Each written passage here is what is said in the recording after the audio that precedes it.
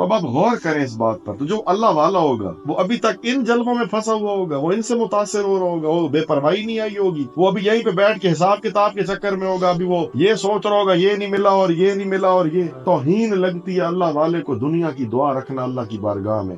वो कहता है रसाई मालिक की बारगाह तक हो गई, अब मालिक के अलावा उसके शान शान है क्या जो मांगू?